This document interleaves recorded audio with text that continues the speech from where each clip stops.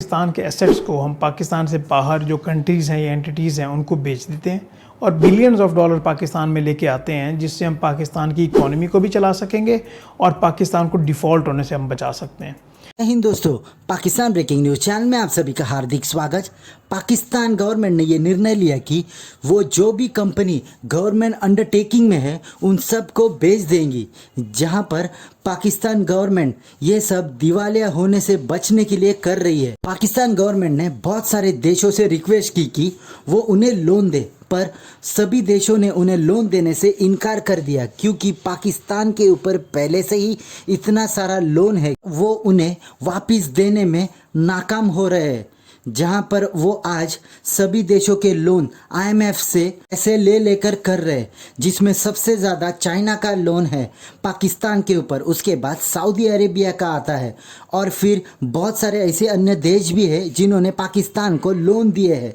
इसलिए पाकिस्तान सरकार ने ये निर्णय लिया कि वो अपने सभी इदारे जैसे कि PIA, मैनहट्टन में एक बहुत बड़ा आलीशान hotel, power plant, steel authority of Pakistan और बहुत सारी ऑयल रिफाइनरी भी इसमें शामिल है। पाकिस्तान गवर्नमेंट ने उनके पार्लियामेंट में इसके ऊपर अमेंडमेंट भी पास कर दिया कि कल उठकर कोई भी उन्हें जिम्मेदार ना ठहरा सके। उन्होंने ये सब आनन पानन में कर दिया, जहां पर मीडिया में ये भी बात फैल रही है कि ये सब कंपनियां दुबई के एक बहुत बड़े कारोबारी को बेची जाएगी, जिसका लिंक नवाज शरीफ के साथ है। क्या पाकिस्तान अपनी कंपनियां बेचकर डिफ़ॉल्ट होने से बच जाएगा?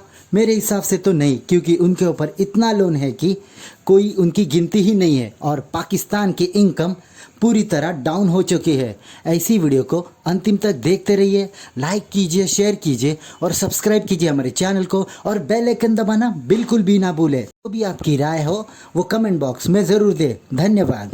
पाकिस्तान को किस तरीके से लूटा जा रहा है और कैसे उसके ऊपर पर्दा भी डाला जा रहा है और एक ऐसी माहौल क्रिएट कर दिया गया है कि उन चीज़ों की तरफ तवज्जो ही ना जाए, उन चीज़ों पर बात ही ना हो जो पाकिस्तान के अवाम के ऊपर जो डाका डाला जा रहा है, जो हमारे एसेट्स फ़रोख्त किए जा रहे हैं।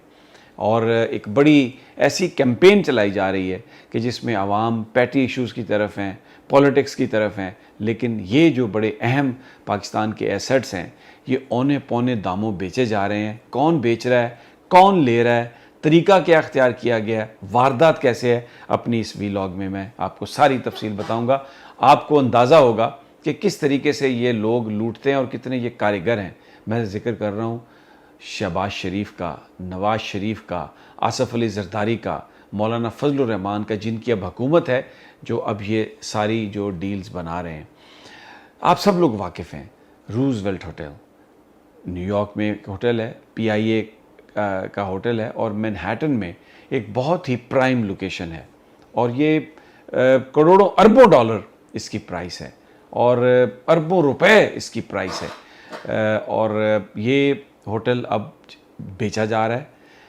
कौन इसको बेच रहा है मैं आपको बताता हूँ। इसके साथ साथ पाकिस्तान इंटरनेशनल एयरलाइंस PIA, उसको बाकायदा एक मंसूबे के तहत कमज़ोर किया गया, उसको ख़राब किया गया, उसके रूट्स इधर उधर दिए गए और अब उसके 51% शेयर जो हैं वो बेचे जा रहे हैं। और बेचने वाले कौन हैं? यही हुक्मरान जिनका मैंने जिक्र किया। शहबाज शरीफ साहब ये प्रपोज़ल लेके जा रहे हैं। कहाँ जा रहे हैं? कतर। ख़रीद कौन रहा है? कतरी शहज़ादे। कतरी शहज़ादों का ताल्लुक़ क्या है शरीफ ख़ानदान के साथ? उनके बिज़नेस पार्टनर हैं। रेडको आपने नाम सुना होगा।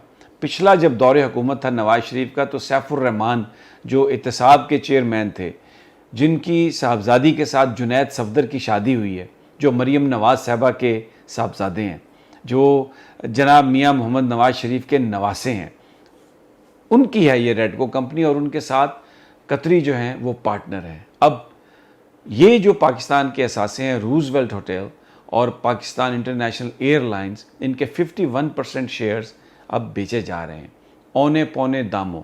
मैं इसलिए कह रहा हूँ औने पौने दामों कि इनकी फ़रोख्त से पहले एक कानून साजी की है इस हुकूमत ने कौमी असम्बली में, एक ऐसी कौमी असम्बली जिसमें अपोजिशन कोई नहीं है, जाल साजी करके 22 जो अरकान हैं या 19 या 20 अरकान हैं तहरीक इंसाफ के, राजा रियाज की सरबराही में एक जाली पीटीआई बना के उनको उसका लीडर ऑफ द अपोजिशन बनाया गया। और ये कानून साजी की गई है कि पाकिस्तान के जो कीमती असासे हैं वो किसी भी बैरून मुल्क, कोई हुकूमत है, कोई इंटरप्रेन्योर है, उसको बेचे जा सकते हैं। कहना है कि पाकिस्तान के एसेट्स जो है वो पाकिस्तानी गवर्नमेंट जो है वो सेल कर सकते हैं, मोटरवे, एयरपोर्ट्स वगैरह। आप क्या समझते हो कि आगे ग्वादर पोर्ट जो है वो 40 साल से लीज पर है, अगर एयरपोर्ट, मोटरवे वगैरह सब कुछ लीज पर चला जाता है, अब सेल हो जाता है, पाकिस्तान का फ्यूचर कुछ नज़र आता है?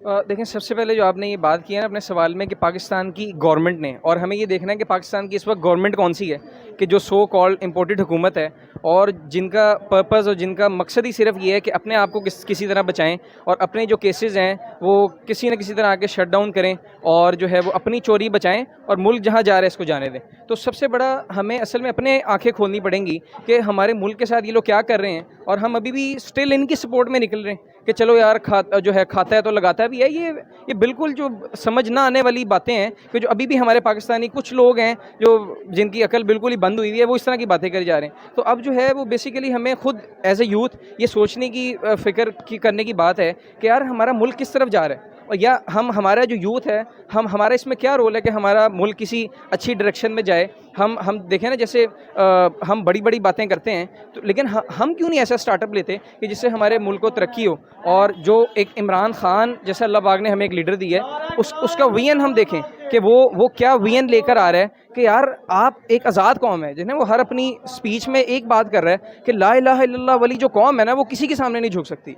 तो हम लेकिन इस टाइम अगर आप देखो IMF और जो USA है उसके सामने तो शुरू से हम झुकते आए हैं। हाँ देख, अब ये भी मेंटालिटी का मसला है ना कि हमें लोग ही ऐसे मिले कि जो दबाव में आ गए और जिन्हें ला इलाहा इल्लल्लाह का पता ही नहीं, और जो फोर्स में आ गए और उन्होंने पाकिस्तान की मोटरवे गिरवी रखवाई, PIA गिरवी रखवाई, रेडियो पाकिस्तान गिरवी रखवाया, जिन्होंने जितना हो सकता था अपने आप को बचाने के लिए इन्होंने मुल्क को बेच दिया। हुकूमत ने इंटर गवर्नमेंटल ट्रांजैक्शंस ऑर्डिनेंस 2022 तैयार कर दिया है। इसके तहत उसने तेल और गैस कंपनियों के असासे और शेयर्स फ़रोख्त करने की गर्ज से ख़ुद को हर किस्म के कानूनी चैलेंजों और कवानीन और ज़वाबित से आज़ाद कर दिया है।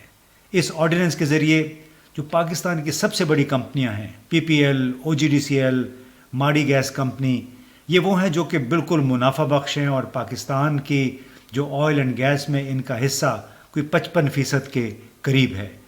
अब इनको फ़रोख्त करने के लिए हुकूमत ने निजकारी, पब्लिक प्रोक्योरमेंट और सिक्योरिटीज़ एक्सचेंज कमीशन ऐसे जो तकरीबन 6 कवानीन हैं उनको भी मुकम्मल तौर पे बाला ताक रख दिया है। ख़ुद को इन कवानीन की पहुँच से भी आज़ाद कर दिया है, दूर कर दिया है, ताकि कोई इस पे एतराज़ ना कर सके, कोई इसके ख़िलाफ़ कानूनी चैलेंज खड़ा ना हो सके। अब इसका मकसद क्या है? मकसद ये है कि 2 से 2.5 अरब डॉलर ये हुकूमत चाह रही है। मिफ्ता इस्माइल साहब वज़ीर ख़जाना ने भी इस तरफ इशारा दिया था कि हमें बड़े जल्द मुत्तहिदा अरब अमारात से 2-2.5 अरब डॉलर मिल जाएंगे। तो जनाब, ये वो 2-2.5 अरब डॉलर होंगे जो इस ऑर्डिनेंस पर अमल दरामद के नतीजे में 3-4-6 बड़ी कंपनियां हैं ऑयल एंड गैस से मुताल्लिक और बिजली घर हैं, उनके इनको हिस्स फ़रोख्त किए जाएंगे एज़ सून एज़ पॉसिबल की बुनियाद पे।